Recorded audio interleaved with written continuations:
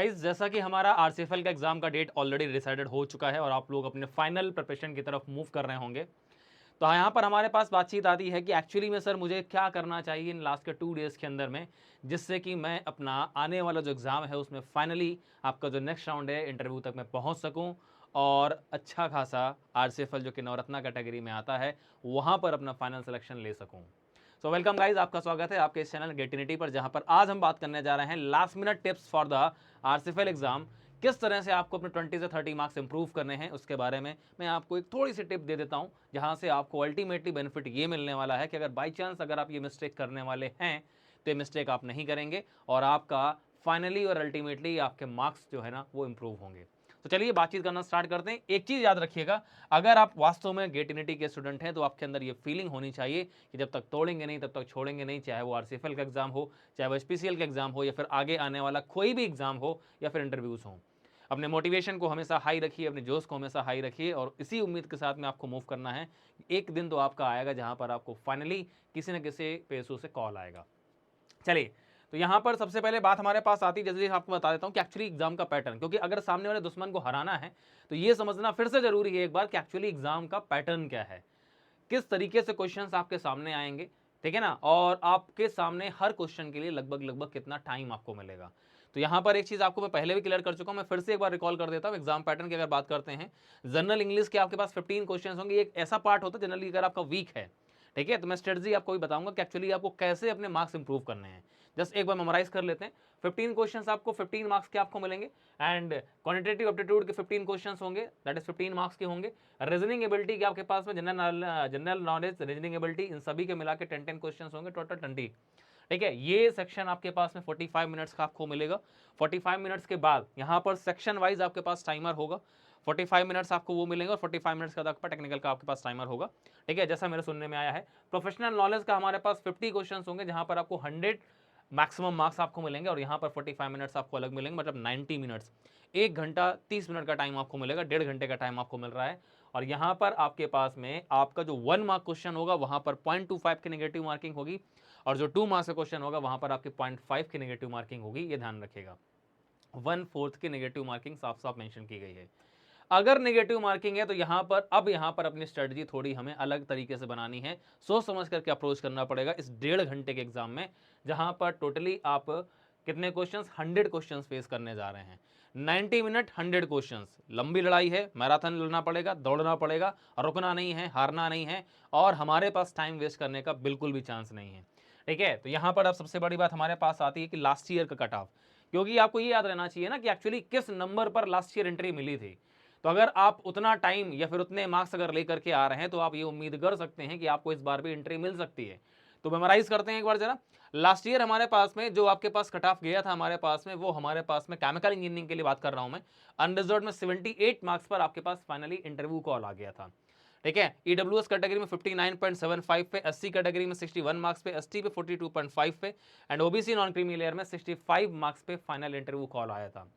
एक चीज हमें दिख रही है कि एसटी कैटेगरी को छोड़ करके बाकी जितने भी आपको दिख रही हैं सब में अप्रॉक्सीमेटली मिनिमम ये मान के चलिए, चाहे ओबीसी कैटेगरी हो, चाहे वो एससी कैटेगरी हो, चाहे वो ईडब्ल्यूएस हो या फिर आपके पास अनरिजर्व्ड हो, अनरिजर्व्ड कैटेगरी में आप 75% मार्क्स आउट ऑफ 100 आपके पास, अगर मैं बात कर रहा हूं क्वेश्चंस में, ठीक है, तो हमारे पास 150 मार्क्स का जो हमारे पास पेपर पैटर्न आपको दिख रहा है, टोटल 150 मार्क्स का, तो वहां पर आपको दिख रहा है हमारे पास में कि लगभग लगभग जनरल कैटेगरी में हमारे पास में 50%, ठीक है। तो मैं 50% सेफ साइड नहीं लग रहा है, बिकॉज 50% हमारे पास में क्या है, थोड़ा चैलेंजिंग है। तो मैं ये मान के चलता हूं कि सेफ साइड के लिए आप 60% जनरल कैटेगरी में मान के चलिए और इसके अलावा हमारे पास में 50% मार्क्स या फिर आपके पास में आप 45% ले सकते हैं हमारे पास बाकी कैटेगरीज के लिए आपका सेफ स्कोर है।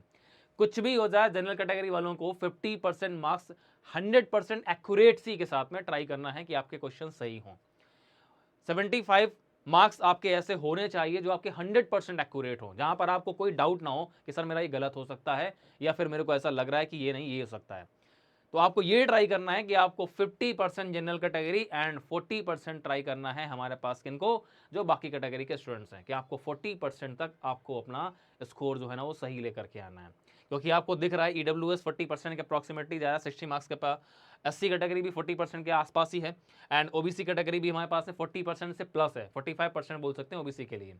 तो ये किसी भी कीमत पर आपको ध्यान रखना है कि जनरल और बाकी कैटेगरी वालों को इतना कम से कम जो है ना स्कोर करने का ट्राई करना है, दिमाग में बिल्कुल बैठा लीजिए कि आपको इतना हिट करना है। 90 मिनट में मैराथन दौड़नी है, 100 क्वेश्चंस आपको अटेम्प्ट करने हैं 150 मार्क्स के लिए। तो बात आती है कि सर एक्चुअली अप्रोच अब लास्ट 2 डेज के अंदर हमें क्या करना चाहिए और क्या नहीं करना चाहिए, जिससे कि सर हमारा जो स्ट्रैटेजी है, जो एग्जाम है वो अच्छा जाए और जो भी हमने पढ़ा है वो हमारे पास यूजफुल हो।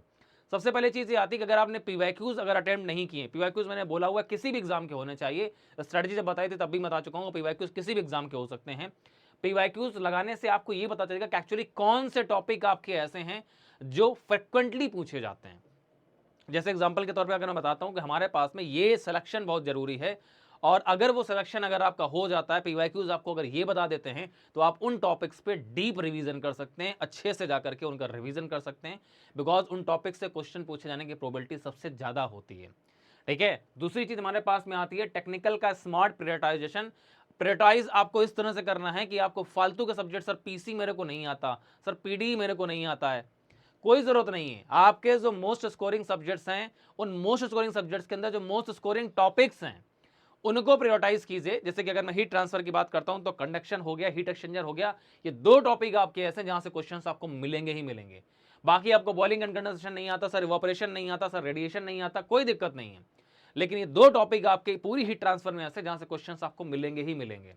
ठीक है ना। इसके बाद अगर मैं मास ट्रांसफर की बात करता हूं तो डिफ्यूजन और डिस्टिलेशन, ये 2 टॉपिक ऐसे जहां से क्वेश्चंस आपको मिलेंगे ही मिलेंगे। तो अगर सही से चीजें अगर नहीं कर सकते हो, सब कुछ अगर तुम्हारे पास रिवाइज करने का लास्ट टाइम में अगर टाइम नहीं है, तो इन पर्टिकुलर टॉपिक्स के, हर सब्जेक्ट के उन मोस्ट प्रायोरिटाइज टॉपिक पर आप फोकस कर लीजिए जहां से क्वेश्चन पूछे जाने की प्रोबेबिलिटी सबसे ज्यादा आपकी होती है। ठीक है ना। एंड नेक्स्ट हमारे पास में है, दैट इज हमारे पास में नॉन टेक्निकल पार्ट को किसी भी कीमत पर, मैं फिर से बोल रहा हूं कि आपको हल्के में नहीं लेना है, बिकॉज नॉन टेक्निकल पार्ट ही आपको ये बताएगा कि आपको किस तरीके से अपने वो 60%, 50% या 40% मार्क्स अचीव करने हैं। ठीक है, तो आपको करना कैसे है, कैसे आप नॉन टेक्निकल पार्ट में स्मार्ट बनेंगे, इसके लिए आपने अभी तक आपके एसएससी लेवल के या फिर आपके आईबीपीएस लेवल के जो भी आपके टेस्ट होंगे या फिर आपके पास पीवाईक्यूज होंगे, आपने उनको अटेम्प्ट जरूर किया होगा।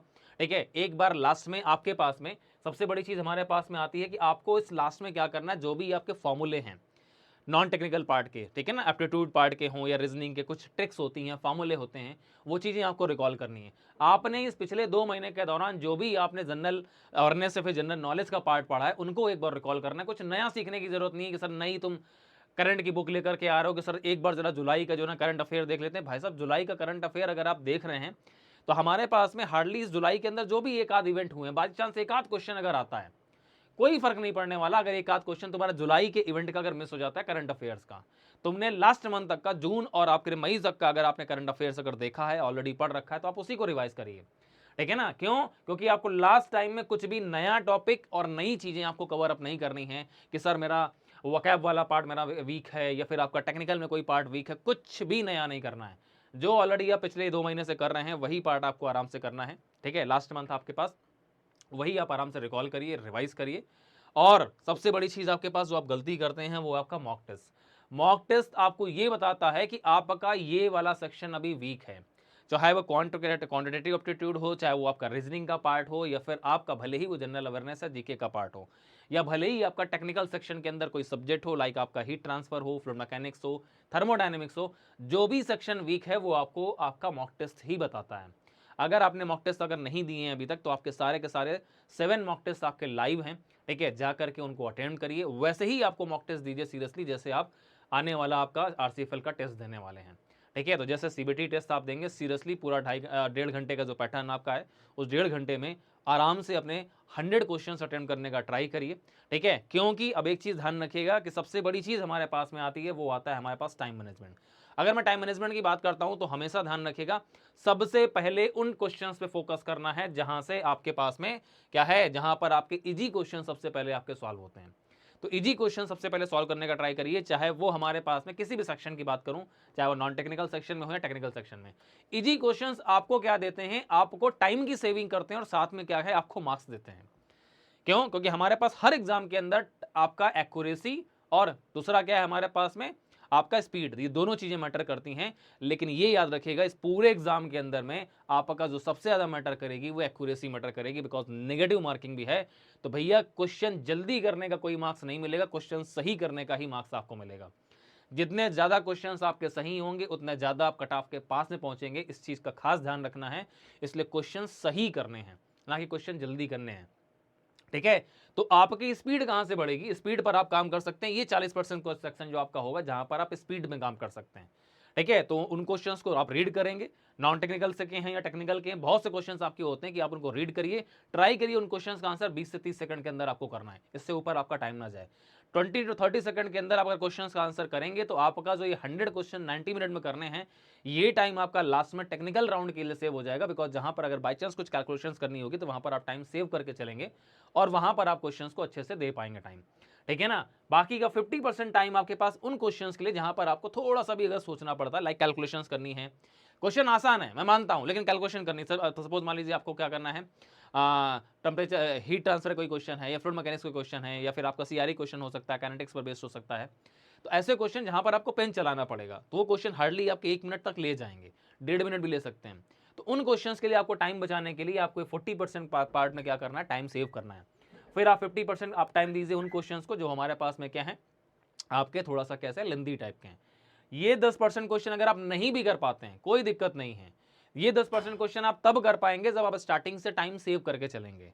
बिकॉज ये 10% क्वेश्चन आपके ऐसे होंगे कि आपको ऐसा लगेगा कि यार ये बहुत लेंदी है, और ऐसे क्वेश्चन हर एग्जाम में डाले जाते हैं ताकि आपका टाइम किल किया जा सके। इन क्वेश्चंस को आपको पहचानना है, इन क्वेश्चंस को आपको अलग कर देना है। अगर आपके पास लास्ट में टाइम बचता है तो इन क्वेश्चंस को आप लास्ट में टाइम दीजिए। अगर नहीं बचता है, अगर ये क्वेश्चन छूट जाते हैं, 100 में से अगर आपके 10 क्वेश्चन छूट भी जाते हैं जिनको आप नहीं देख पाते हैं, अगर आप 90 क्वेश्चन भी अगर आप अटेम्प्ट कर रहे हैं, तो 90 क्वेश्चन अटेम्प्ट करने में आपको 65 मार्क्स लाना आपके लिए टफ टास्क नहीं है। ठीक है ना, तो ये चीज़ खास आपको ध्यान रखनी है। क्वेश्चन का सिलेक्शन और उनका आंसर करने की स्पीड और साथ में उनकी एक्यूरेसी, ये दोनों चीज़ें मैटर करेंगी। और उसका सही तरीका यही है कि पहले सारे क्वेश्चंस वो करिए जो आपके आसान हैं, फिर हल्के से मॉडरेट लेवल क्वेश्चंस करिए। डिफिकल्ट लेवल क्वेश्चंस को आप ट्राई करिए कि आप उनको पहले टच ना करें, लास्ट के लिए उनको बचा करके रखें। अगर आप लास्ट उनको कर सकते हैं तो करिए, टाइम नहीं बचता है, मिस हो जाता है, कोई दिक्कत नहीं है। 90% क्वेश्चन अगर आप कर ले रहे हैं, ये भी आपके लिए बहुत ज़्यादा है, मोर देन सफिशिएंट है। आप आराम से यहाँ से क्या कर सकते हैं, अपना जो एग्जाम है उसको क्रैक कर सकते हैं।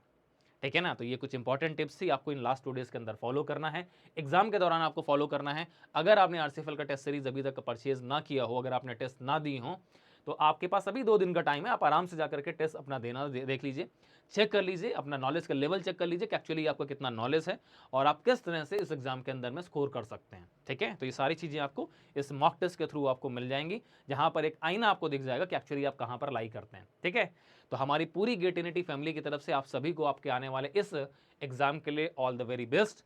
आराम से जाइए, ठीक है ना, चिल होकर के जाइए, जो आपने पढ़ा है वहीं से आपका क्वेश्चन पेपर आएगा, ये अपने पर बिलीव रखिए और आप कर सकते हैं। ये एग्जाम हो या फिर कोई भी एग्जाम हो, आप उसको क्रैक कर सकते हैं। इतनी प्रिपरेशन आपने की है पिछले 1 महीने के दौरान, अपनी प्रिपरेशन पर बिलीव करिए, खुद पर बिलीव करिए और आराम से जाकर के अपना एग्जाम फोड़ करके आइए। ठीक है ना, तो हमारी तरफ से आप सभी को बेस्ट विशेस हैं, all the best with. And दूसरी चीज़ ये है कि जो लोग भी हमारे साथ में अभी ये ट्राई कर रहे हैं कि हमें किसी भी तरीके से अब अप्रोच करना है, हमारा टारगेट लास्ट ईयर पूरा नहीं हो पाया था क्योंकि हम यहाँ पर मिस हो गए, हमें गाइडेंस नहीं मिल पाया, हमें टाइम नहीं मिल पाया, तो आप लोगों के लिए हमने उत्थान बैच लॉन्च कर दिया, जहाँ पर आपके पास 1-to-1 रेशियो में एक्सपर्ट मेंटरशिप आपको दी जाती है। आप पर फोकस रहेगा पूरा का पूरा कि एक्चुअली आप कैसे ग्रो कर रहे हैं, क्या आप प्लान कर रहे हैं, कैसे आप मूव कर रहे हैं, हर एक चीज़ की मॉनिटरिंग की जाएगी।